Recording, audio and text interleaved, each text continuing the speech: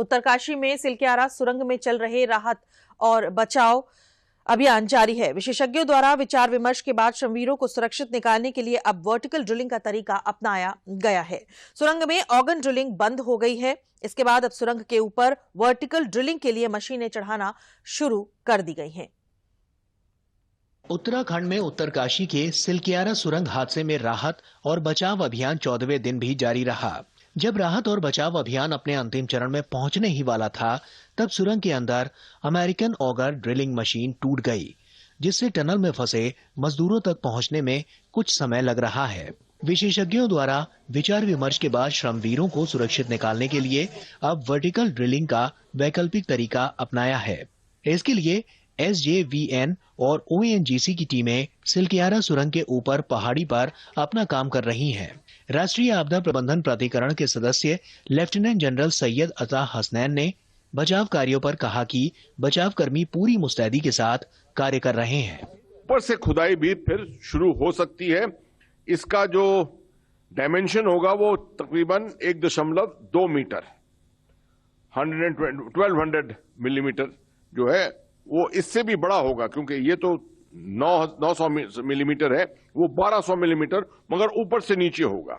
86 metre 86 metre की depth तक इसको जाना पड़ेगा और फिर नीचे जो टनल का क्रस्ट है जो अभी गिरा हुआ है, यहां पर 62 मीटर जो गिरा हुआ है, उस क्रस्ट को इनकाउंटर करेंगे, उसको तोड़ना पड़ेगा और फिर उसके अंदर जाना पड़ेगा। तो ये इसमें भी थोड़ा वक्त लगेगा।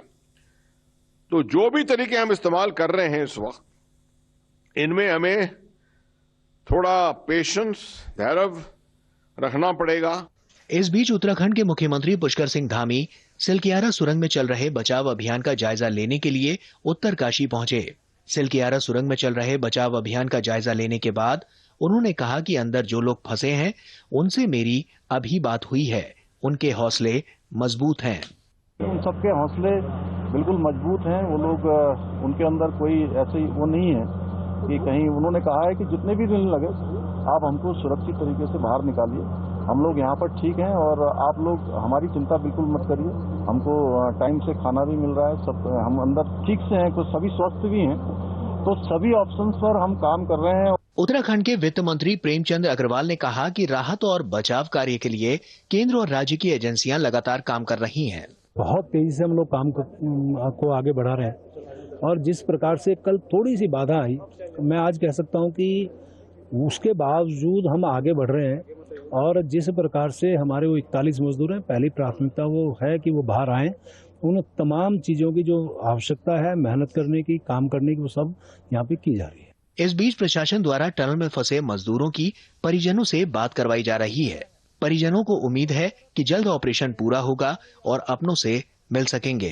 उसको बोला कि इतना दिन रहिएगा तो फिर वहाँ पर भी आपको दिक्कत हो जाएगा। खाना वाना खाया कल उसने? उन लोगों का खाना पीना ठीक है, उसका कोई दिक्कत नहीं है। और दे दिया इन्होंने, खाना दिया, लेकिन हाँ खाना दिया है, नहीं वो लोग खा रहा है, इसका मन नहीं लग रहा खराब है। हाँ। इन सब के बीच प्रधानमंत्री नरेंद्र मोदी राहत और बचाव कार्यों पर नजर रख रहे हैं।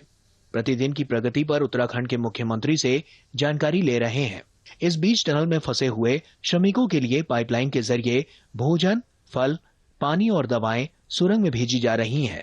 श्रमिकों के टनल से निकलते ही मेडिकल सुविधा मुहैया कराने के लिए पूरा इंतजाम किया गया है। बेहतर इलाज के लिए उन्हें ऋषिकेश में अखिल भारतीय आयुर्विज्ञान संस्थान ले जाने के लिए पर्याप्त संख्या में एम्बुलेंस तैयार रखी गई है। गंभीर स्थिति में पाए जाने पर श्रमिकों को एयरलिफ्ट करके अस्पताल पहुंचाया जाएगा।